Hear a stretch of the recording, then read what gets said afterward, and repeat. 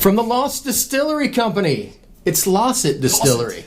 Lossit. I'm not lost. 43% ABV. We're going to find out about a long-closed distillery. Let's do it.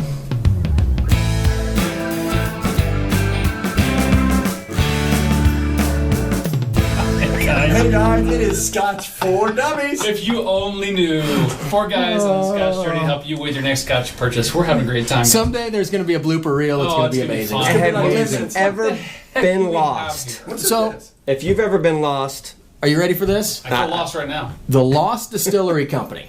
the what? Right. So we were at Benny's the night before Whiskey Fest in Chicago. And this was one of the tables that was set up, and I'd seen a couple of their bottles around. I'd seen them mentioned a couple of times, but I was like, what the heck are these guys? And it's not a company that, like, it's not like The Last Drop where they find like that one last barrel from that old distillery that, you know, they're selling for $1 million. Their company's main goal and focus is they hire archivists to go back and discover as much information as they can about long closed distilleries. Wonder what they pay those people. Like distilleries that have been closed for like 100 years, right? Yeah, man. They're demolished. There is no more stock. Everything's gone, right? So what they do is... I could do that job. I watch a lot of NCIS and stuff. I'm just saying. So they go back and they research historical documents. So tax records, newspaper articles, you know, people's journals, whatever they can find that has mention of these old distilleries in it. So there's a couple of key things that they go through. So there's 10 key components, and there's a lot of stuff. Like when I first heard about these guys, I was like, well, this seems like a one-off kind of, you know, BS kind of thing, right? 10? There's 10 components that they're looking for. So the era that the distillery was operating in, because, you know, that's important as far as like what's in fashion. Okay. You know, what kind of whiskeys were in vogue that they would have been producing. The locality, so what other neighboring distilleries may still be operating and what have their techniques evolved over the years. Their water source, which is super key, because that really influences a lot of what the whiskey ends up becoming. The kind of barley that they were using at the time and the kind of harvesting techniques and things like that. Their yeast, so were they using just like regular old brewer's yeast? Did they have a special yeast that was like proprietary? Did it impart certain qualities to the Scotch? Was it peated or not peated? Like how did they malt their barley? The mash tun, was it open? Was it closed? Could they control the temperature of it? The washback, what material was it made from? A lot of it was Douglas fir, but there was others that were used. So depending on, you know, the time that it was used, the still size and shape, Holy moly. and how that was. I'm all over it, man. And then, Data warehouse here. Dude, I and watched then Law what and Order. kind of wood they were using to store the whiskeys in after the production. So. Doink, doink. The archivist is going through and looking for those 10 key things and trying to get as much information as they can. Then after that, they're identifying 8 key flavors that they're hearing about from these old, you know, sources. So peaty, floral, fruity, cereal, winey, woody, sulfury, and fainty. I've got all those in here. And so they're getting that described, and then they are making a blended malt whiskey. And they've got a huge tasting panel. Everybody's going through, trying to get it as close to the historical record as they possibly can. Wow. All right? So that's the process of the Lost Distillery, which I was actually kind of impressed with because there was a lot more to it than I initially thought there was going to be. All right? So that's the company. The distillery, and they have a bunch of different distilleries from all over Scotland that they do this for, right? The one that we picked up is Lossit, which is an Islay distillery. It closed in 1867 and started producing in 1817. Wow. It was an illicit production thing, right? It was the largest producing Scotch distillery on Islay for like a minute. In the 1820s, 1830s, it was huge production. It was way more, and they've got historical records from like the tax rolls and stuff of how much the distillery was producing and what they had going on, what equipment was once in they it. started paying taxes. Yeah. Yeah, Well, from like the 1820s, Right. late 1820s, 1830s, they had records of all this stuff. So this was like the original single estate distillery. They were growing their own grains. They were distilling. I mean, this was a farm distillery. It was a wealthy landholder that owned it.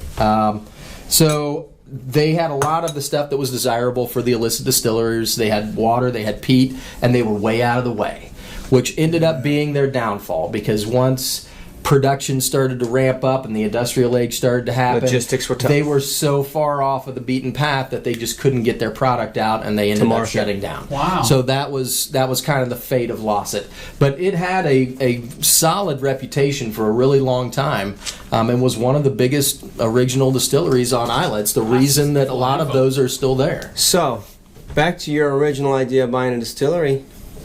Here's our chance, buddy. Actually, that one is on somebody's estate. The distillery's tore down. It's been tore down for, No, but if we go talk 60, to them 70 and years. we're nice guys, Sure. I mean, come on. Sure, why not? Right? You need to smell it. Somebody's This distillery closed 150 years ago. yes. Now, this company doesn't put any. It's not. There's no chill filtering. There's no. It's all natural color, because that's how the whiskey would have been 150 What's it- years ago. 150 years ago. Now, So- it is a blend, whereas 150 years Right. ago it was a single malt, but So they're taking whiskeys to try and as closely mimic what everybody's describing this whiskey tasting like as they Right. possibly can. But it's its own. It's a blended malt at the end of the day. So how common is this? Like, I mean, what can you find? if you're going to Price you're looking at about 50, Yeah, 45, 50 bucks. I mean, it's not hugely expensive. Kidding. I think they had a bunch of different distilleries. Now, they had several different levels, shall we say, of each of these distilleries. So you could get, this is the entry level Lossit, right? But they also had some that were more expensive price point that was using more aged whiskey, more refined, to kind of mimic, like, well, this would be their like 8-year, and then they've got like a 15-year and then a 20-year. So this would be their entry level for this particular distillery. And we just wanted to try it just because I was really interested about the whole thing. And after talking to the guy, I was even more intrigued by it. so I've never seen it on a shelf, No. right? I think it's only in Larger markets? limited larger markets. That's why they're Benny's not- had it. It's limited production, but I mean, if you see it, and they had a bunch of different. I mean, they had distilleries from Speyside, the Highlands. So I'm sure there's a couple of Lowlands. Port Ellens and Brewers that they've tried to recreate or something of that nature. Well, but those you can still get. I mean, the ones that we're talking about are distilleries that have been long, Long long, gone. gone. Well, that's true. I was reading something on their website, I think they say that there was like 300 distilleries in Scotland, and there's only like 100 and some now. So, I mean, there's tons and tons of distilleries So for this them is to pick basically from. looking back in time, Right. reaching into something that you... And it's kind of like for history buffs, right? I mean, it's a snapshot of a historical period that you're not going to get to anymore. That's pretty It cool. says So- most of these distilleries were largely closed through the effects of war and politics, which I find very interesting. I mean, you think about it, yeah, I'm sure. Well, they even talked about for Lossit. I mean, during World War I, they couldn't distill because all the grain was going to feed the soldiers. Right. So they had to wait until That's so they were wrong. able to do so. Yeah, and I think they've got like a classic Speyside distillery and a classic Highland and a classic, Island. And so they've got some other ones like that. This is a young coin here. Number 11? Number 11. What? It goes to 11. It goes It to does 11. go to This 11. definitely goes That to was 11. good. Man, So this will The wake up and nose, say, here I am. the nose Yeah. will knock you off your feet. I mean, I couldn't. It was a unique. I mean, so far it's a unique smell. Like I've had a bunch of Islas, and this is like. It almost smells historical. It reminds me of a You can say that. Bunnahabhain. It just like it's. That's what it different. reminds me of. It's like mildew and musty and smoky. Even the palate, the first one I had was very like old. it's got a nice charcoal up front, but that fades, and it's got like a salty, briny quality that comes right in after it. See, I mean, you pour this blind, I would think it's been on the shelf for like 60 Honestly, years. blind, I would have guessed it's a Bunnahabhain 12. That's what I would have said. I mean, I get a peanut flavor in there, the charcoal, the saltiness, the brininess. Actually, the late palate, I get a little bit more of a wood flavor than I was expecting. I'm interested to see what you're going to say about this one. It's interesting. This is definitely a curveball. To me, this is a fun conversation Scotch, right? I mean, Chocolate too, a little bit. to me, that's what this whole company is about. It's what were they doing 150 years ago, right? And how were their production techniques different, and how did it affect the flavor of the Scotch? Who were they even producing it for? Did you say $45 for that? Yeah, it's like 45, 50 So- bucks. You believe that? I think we paid 50 in Chicago. So one thing that I can say, I love the idea and the concept, and I wish that they provided a little bit more of the notes of how they got to this. Oh, they do.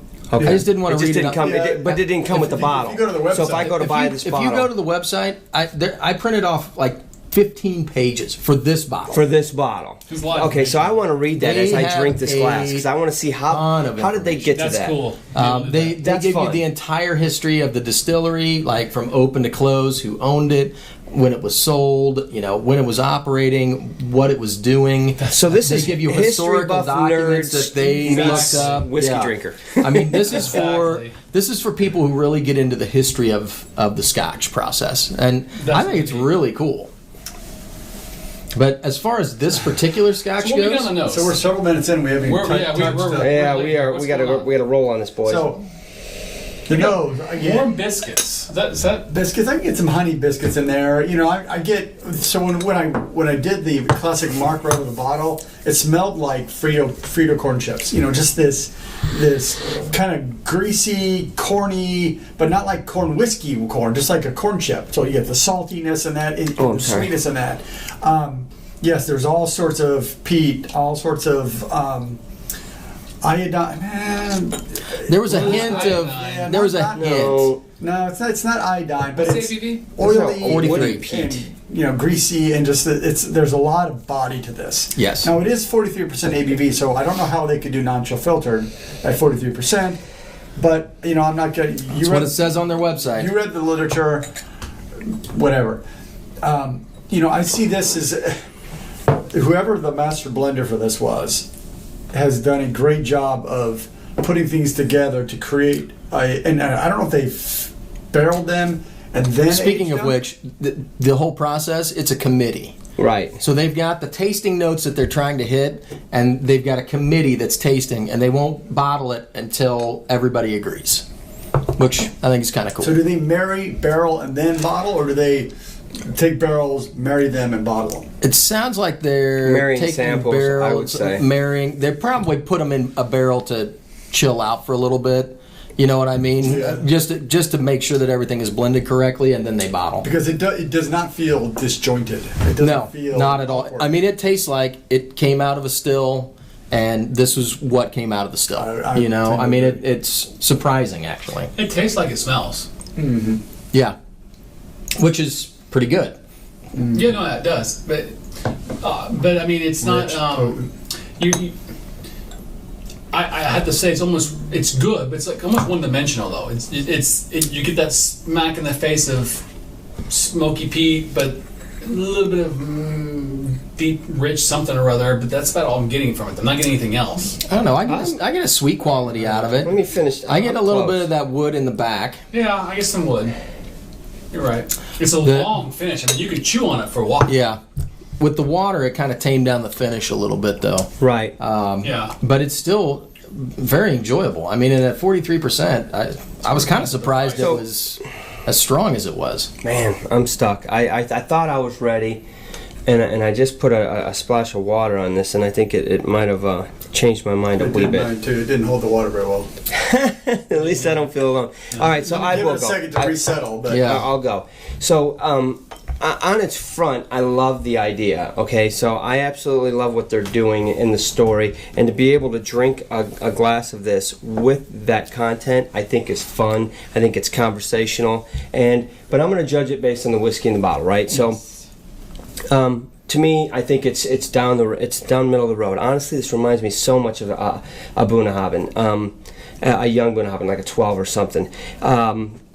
Unfortunately, the water hurt it a little bit to me. I was individually reviewing Bunnahabhain last night at 12, and I remember putting the water on it and how it reset the nose and brought back that peat. You know, it was like it came out of nowhere. This, the peat wafted off before I put the water on, and then when I put the water on, the peat never came back. Which it is what it is. That's peat for you. It is. It's right. It's back. Is it so? Honestly, I'm enjoying the evolution of it. It's getting sweeter. I'm getting some vanilla out of it, but I don't find it mind-boggling. Honestly, I was at a 2.5 and I put the water on it. You're telling me it came back, and maybe I need to get because I was going to drop it to a 2. That's florally. I'm gonna stay with a 2. I love now $45. I think it's worth it. I think it's worth every bit of that. I think the whiskey's good to drink. It's middle of the road, straight up. But it's not. I'm not going to go above that. I was close to a 2.5. I wish the water would have held a little bit better. Okay. I think this is way better than you're talking. It is rich in flavor. It punches your palate from the initial sip all the way through. It doesn't change a lot. It does start sweeter. It rolls through, has a great smokiness, and the finish just goes forever. And as I sit here, it doesn't disappear. This is one of those scotches that you can't sip and let it roll, and which is, I think, fairly unique for a blended whiskey, a blended scotch. It doesn't. Most of the time when they're blended, you don't get that staying power. You either get that smoke punch that is just everything, and then it goes away, or you just don't get it. So I think that's fairly good. With the water, initially I thought, it walked it disappeared, but really I think when I added the water, it really brought up more of a brininess to it. It did reduce the sweetness, I think, initially, but the brininess kind of came up, and the finish just continued. It didn't touch the finish. So I'm going to go with a strong 2.5 on this one, because it's a really pleasurable glass to drink. The story's great, don't get me wrong, but $43 for this glass of whiskey is fantastic. So while it is not as potent. It is not knock your socks off with complexity that changes kind of throughout the range. It is a little more subtle in its complexity, and that's why it's not like a 35 or something. But it's a solid 3, and it's definitely worth. If you like a peated whiskey, this is worth having in your bar for that price for sure. So what is your number? Final number? 2.5. 2.5. Okay, and you're 2. I'm a 2. I'm struggling in this one, guys. I'm in the 2-ish range as well. I mean, you guys talk both yourself through it, man. I'm going to. So I think, honestly, I'm in love with the nose. The nose is great. The nose is fabulous for me because I really like that. I mentioned warm biscuits. I really get that on there. Almost like like smoky warm biscuits just came out of the oven. That more of a yeasty and a little bit of a smoke to it almost. But that's how I'm getting. But I like the smell of that. It's good. Switch to the palate.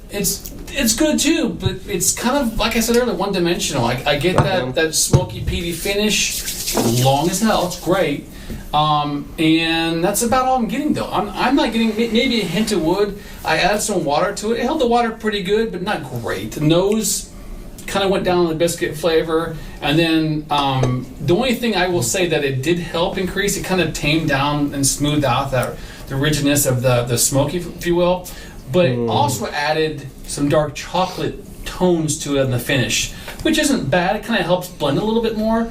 But that's all I'm getting. So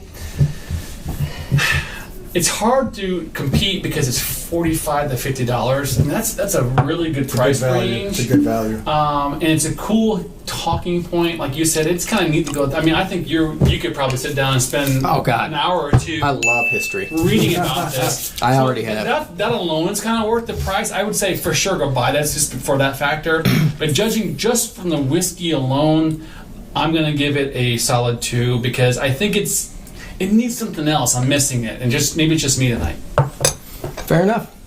I'm with you, Andrew. I'm wanting 2.5, maybe 2.5 for me. I honestly, before I put the water on it, was at a 3, and it just didn't hold the water like I was hoping. And you know what? It's a 43% ABV, so I guess I can't be too surprised. Now it did hold the water okay. It wasn't like it completely took out everything, but it just kind of watered down everything that I was liking about the Scotch, and it just wasn't quite enough. It didn't bring up anything else. I was pleasantly surprised on neat at 43%, and it's an Isla. So I'm thinking, okay, it's probably going to be a bigger Scotch. thinking about that time period, I'm thinking more of a little bit of an oily, viscous quality Scotch. But I wasn't really sure what to expect on it. And it kind of delivered. I mean, the first sip was all that charcoal. Like, it's a punch in the face like every other Isla I've ever had. You know what I mean? Like, it didn't hold back. And, you know, it had a nice, good finish. Was it ultra complex? No, but this is their entry level. So I really wasn't expecting, you know, deep, complex flavors. But I was surprised, too, that, you know, it's a blended Scotch. You know, it's a blended malt. And the fact that they got this level of complexity, the fact that it tastes like it came from a distillery. Yeah. It doesn't taste disjointed. It doesn't taste out of character. So I think that they did a pretty good job all the way around. So I enjoyed it. And at $45-50, how are you going to go wrong with that? So I'm going to give it a solid 2.5. If it would have held the water better, that would have been a little bit higher ABV. I think I probably would have gone even higher than that. But, you know, I wouldn't feel guilty about putting this on my bar at all. No, but here's the challenge. I would like to take this and put it up a blind taste against some other blended Isla whiskeys. You guys act like there aren't any. There are a few that you can think of right off the bat. Oh, sure. There's a Compass Box Peat Monster is a blended Isla whiskey. Blind taste on that one. Right. I mean, SMWS has one. It's called Pete something. There are a few. There's another one that was 6 different Isla whiskeys that you bought. I don't remember. Better than that. I mean, so I want to do a blind test on it, and that's a little bit more true. We should have a little peat off. From blended peat. Yeah. I'm not going to peat you off, man. All right, I'm good with that. Got out of hand. So 2 2.5s and 2 2s, so 2.25. Yep. It's interesting. Interesting Really cool. story. Cool stuff. I will say that just off of this bottle alone, I want to get something else from the Lost Distillery Company and try out some other Right. I think I want to take this offerings. to my bar. So there's that. Anything's possible. Guys, thanks for watching. You know what to do. Hit the subscribe. Right Bell. there. Ring the bell. Ring the bell. And make sure you check us out on Thursday. We are live. We're looking for you on We Thursday would love night. to have you. Cheers, Cheers, guys. So much.